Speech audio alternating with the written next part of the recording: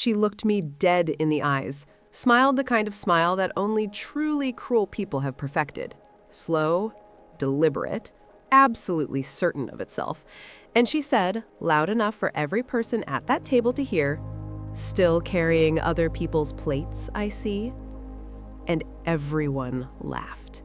Her friends, her husband, and the man sitting right beside her. The man who, 2 years earlier, had held my face in his hands and told me I was the only woman he would ever love.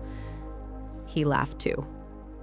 I was holding a dinner tray, in my black apron, in the restaurant where I worked to pay the rent on the life I was quietly, invisibly building in the dark. And I smiled back at her. Calm, steady. Not because it didn't hurt. It hurt. But because I already knew something that she didn't. I already knew what was coming. And in 6 months, I would walk into the most important option room in Nashville, raise my paddle for the very last time, and the only sound in that room would be silence. The particular silence of people who suddenly understand they have been wrong about someone for a very long time. My name is Sarah Colton, and this is the story of how I lost everything. The man, the money, the future I thought was mine, and then built something so completely, so quietly, so undeniably my own that even I couldn't have predicted what it would become. But to understand where I ended up, you have to understand where I started. And more importantly, you have to understand what I gave away. I gave Daniel Hurst 4 years of my life, and I gave them willingly, which is the part that took the longest to forgive. He was charming in the way that certain men are charming. Not loudly, not obviously, but with a kind of quiet confidence that made you feel chosen simply by being near him. He had plans. Big, detailed, specific plans. A real estate development company he was building from scratch in Nashville. And when he talked about the future, he did it with such certainty that you could close your eyes and feel yourself already standing inside it. I left Austin for him. I left a junior marketing director title I had spent 3 years earning, left my apartment, my network, my version of a life that was small but entirely mine, and I followed him to Nashville because he said we were building something together. That word, together. I believed it completely. I arranged the apartment. I managed the household finances, I attended his networking events and remembered names he forgot and smiled at the right moments and wore clothes that fit the image he needed. I became the woman standing beside him, the one who made things run smoothly, the one who asked about his day even when he didn't ask about hers.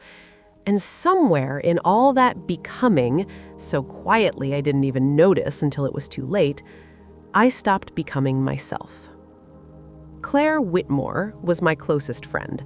She was the kind of polished that takes generations to manufacture, sharp, effortless, from the kind of family with a summer house and the right last name at the right charity dinners. We had been friends since college. She was one of the few people I had let fully inside my life, and I had introduced them myself at my own birthday party. I remember standing across the room, watching them talk, and thinking, with genuine warmth, how lucky I was.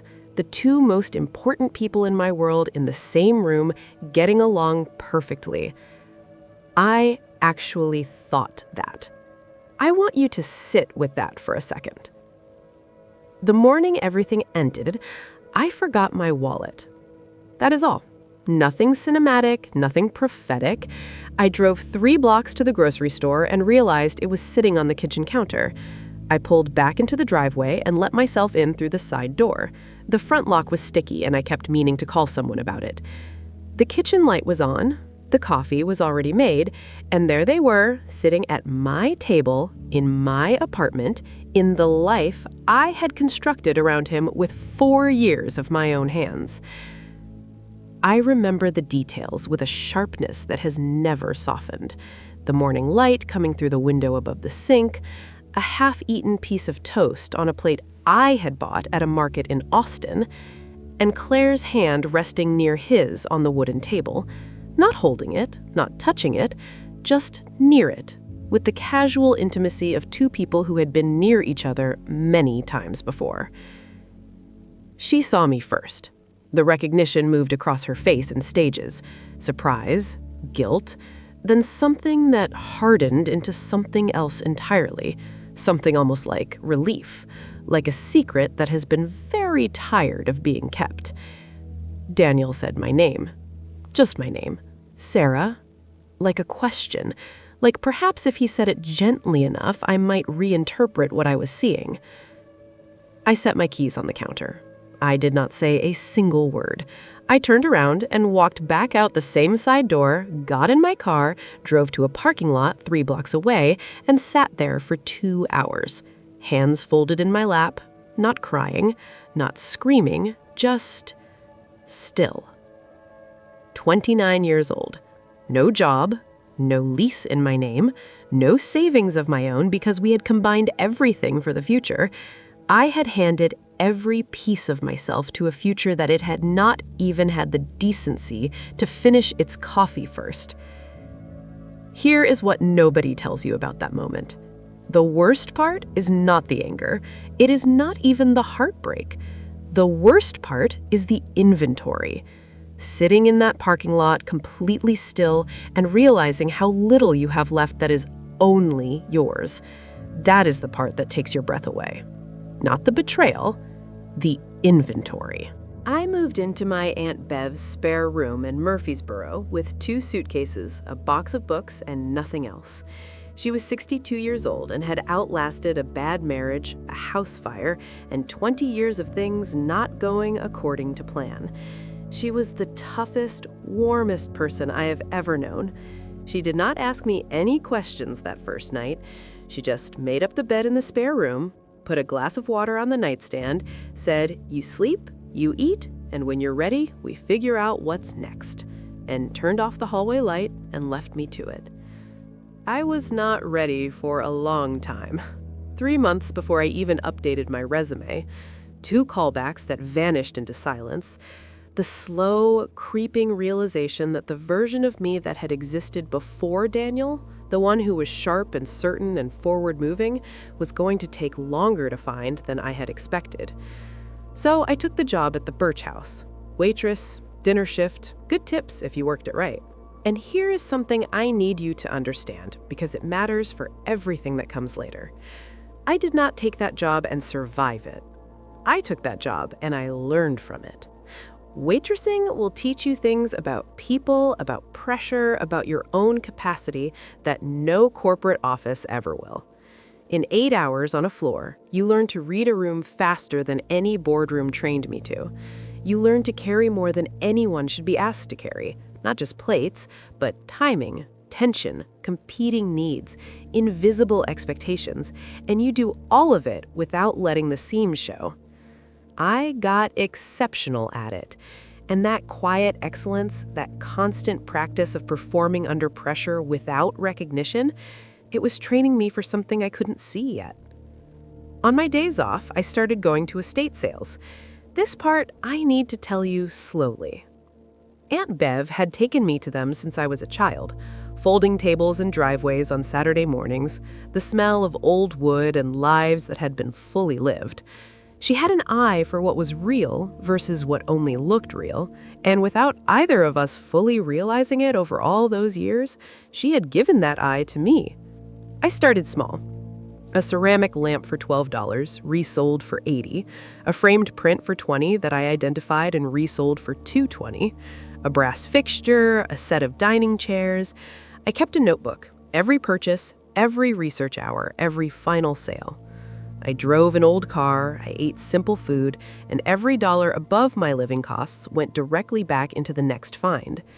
I was not thinking about a business yet. I was thinking about the work, about the research, about the particular satisfaction of looking at something that everyone else had walked past and knowing, not guessing, knowing what it actually was. Then I found the chair. It was at an estate sale outside Franklin on a Saturday in November, buried in the back of a garage under a canvas moving blanket, tagged at $40 by someone who had no idea what they were looking at. Something about the leg taper stopped me, Something about the proportions felt intentional in a specific way. I bought it without being certain why. I carried it to my car, drove home, and spent 3 days researching. Mid-century American craftsman workshop, a maker whose pieces had quietly, steadily become collectible over the past decade. I listed it at $2,200. It sold in 4 hours. I sat in Aunt Bev's kitchen and stared at the notification on my phone for a long time, because what had just happened was not really about the money. What had just happened was a confirmation that the thing I had been doing my whole life, looking carefully, reading deeply, finding value in what others dismissed, was a real skill, a monetizable, scalable, serious skill. And for the first time since that parking lot, I felt something that was not just survival. I felt direction. A dealer named Marcus Webb started noticing my listings about 2 months later. He had been in the business for 30 years, meticulous, well-connected, one of those people who has no patience for pretense and total respect for knowledge. He reached out, then invited me to walk an estate sale with him, then started calling on weekday afternoons just to think out loud about the market. He never made it feel like charity or mentorship in the formal sense. He made it feel like two people who were serious about the same thing and happened to find each other. He taught me provenance. He taught me condition grading. He taught me the specific patience of knowing your number and not letting the room talk you out of it. I registered an LLC. I found a shared showroom space with 2 other dealers, a small room with good light and oak floors and the particular smell of linseed oil that still, to this day, smells like the beginning of something to me.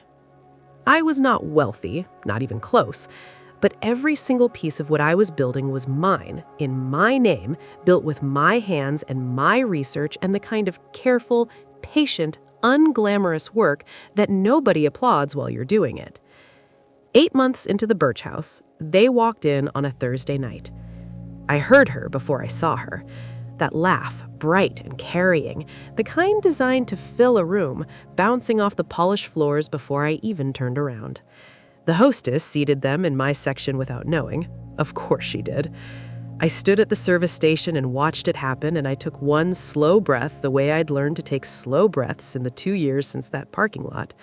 And then I picked up my order pad and walked over. Daniel saw me before Claire did. His face did the thing that weak men's faces do, a flinch that travels through the eyes and gets suppressed before it reaches the mouth.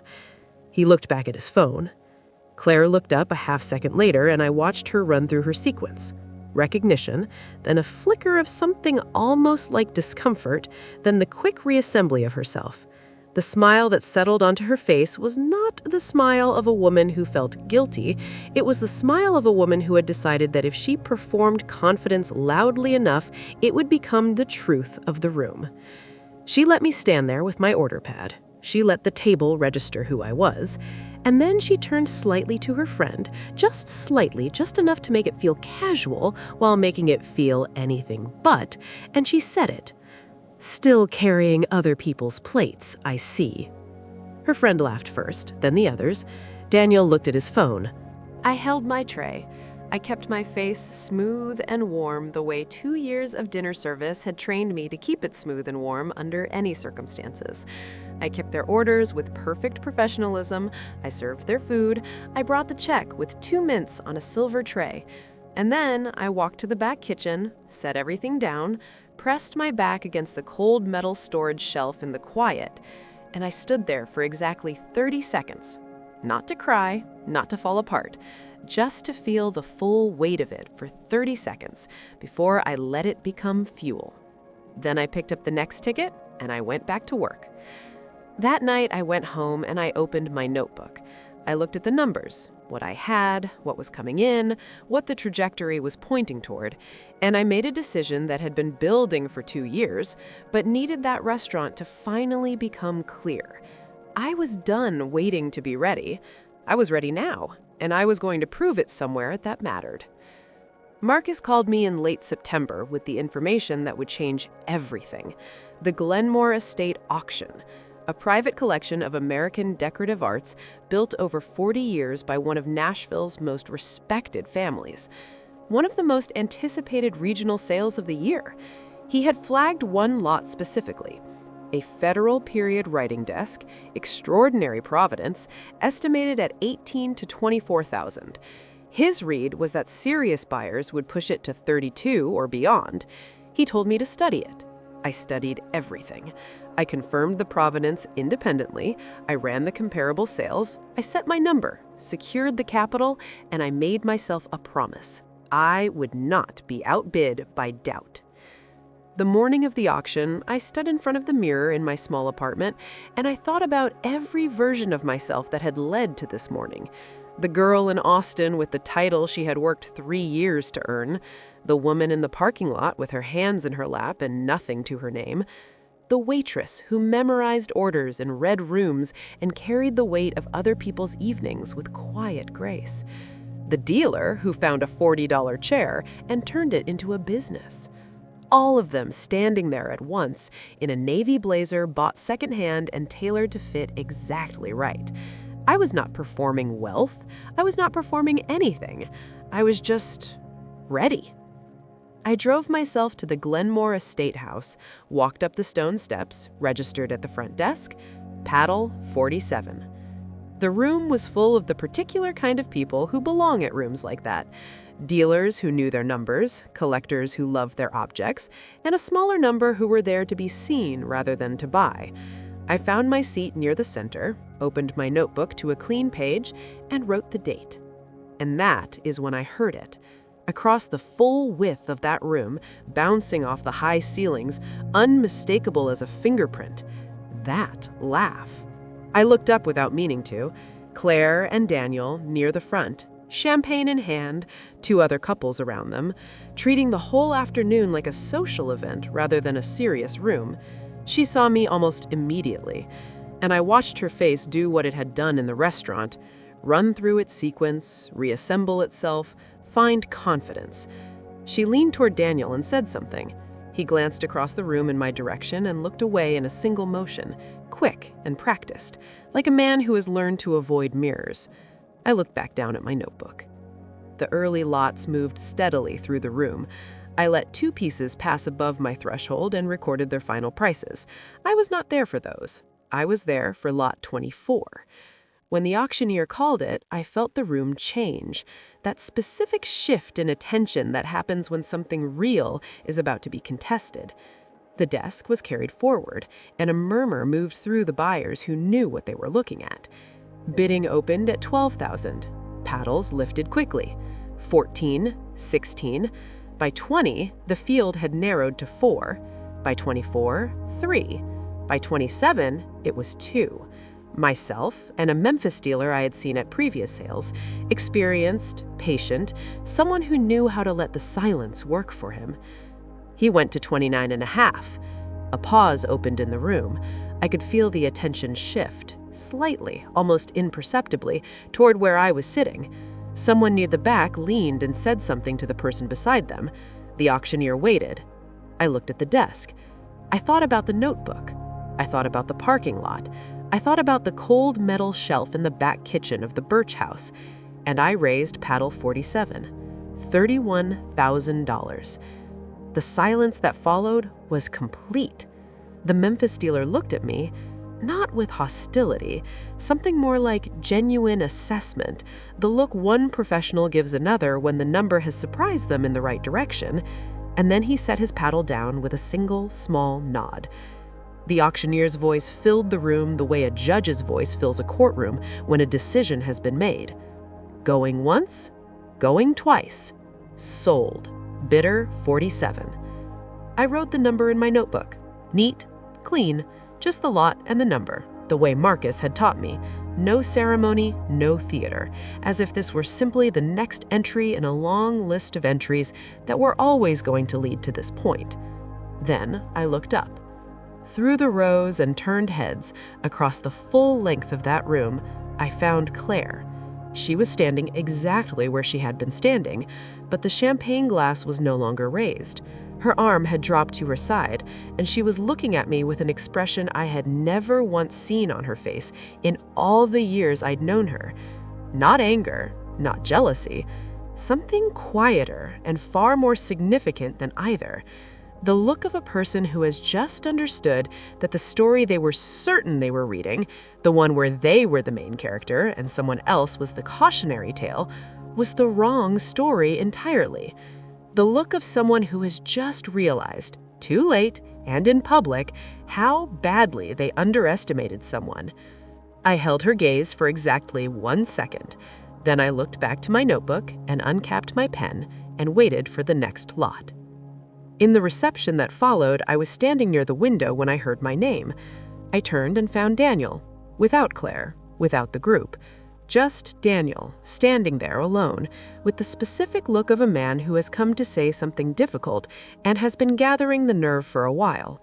He told me that before the auction started, someone in the room had mentioned Sarah Colton's name, a dealer they knew, a business they'd heard good things about. He said he had not connected it to me until he saw me raise that paddle. He said he had been hearing my name in rooms like this one for months and had not known it was me. I let that land. I did not perform a reaction for him.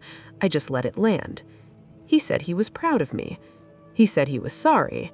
Not the elaborate, self-serving sorry of a man trying to negotiate a better image of himself. Just sorry. Quietly. Directly. And the genuinely strange thing, the thing I had not expected to feel in that moment, was that the man standing in front of me was not the man I had lost 2 years ago. He was a man who had spent 2 years understanding what he had cost himself when he chose wrong. And that, in its own way, was enough. I said, "Take care of yourself, Daniel." And I meant it, and I turned back to the room. I drove home with the windows all the way down. October air, cool and clean, carrying the smell of leaves and distant wood smoke across the dark. Nashville lit up on all sides, the city going about its Saturday night completely unaware that somewhere inside it, something had finished. Some long account had been quietly, finally settled. I called Aunt Bev from the parking garage before I started the car. I told her about the desk. I told her about the paddle, about seeing them both there, about Daniel and what he said. She went quiet for a long moment. The particular Aunt Bev quiet that means she is choosing her words with care. Then she said, "Baby, the best thing that ever happened to you was losing everything. Because what you built back up, you built it with your own 2 hands. And what a woman builds with her own 2 hands, nobody in this world can ever take." I sat with that for a long time after we hung up. Outside the car window, the city lights were burning gold in the dark. My apartment, my name on the lease, my name on the business registration, my name in the auction records as the final bidder on a $31,000 federal writing desk. Everything mine. Completely, simply, undeniably mine. She had said I was still carrying other people's plates, and she had meant it as a verdict. She had looked at where I was standing and decided she knew everything about where I was going. But what Claire Whitmore never understood, what people like her almost never understand, is that the plates I was carrying were not my ceiling, they were my floor. The patience I built in that restaurant, the eye I developed at those estate sales, the discipline I practiced in that small notebook on cold kitchen tables, all of it was the foundation, and foundations do not care whether anyone is watching them being built. You don't have to announce a comeback. You just have to build one, quietly, completely, in the hours when no one is paying attention. And then one day, you walk into a room, and the room tells the story for you. To anyone hearing this from a place that feels like that parking lot, still, hands in your lap, nothing in your name, the future nowhere in sight, I want you to hear this and hold it. You are not behind. You are not broken. You are not the story other people are telling about you. You are in the part of the story that happens before everyone else understands what they are watching. Keep going. Study everything. Build quietly. And when your moment comes, and it will come, walk into that room like you have always belonged there. Because here's the thing about people who earn their way into rooms. They always do.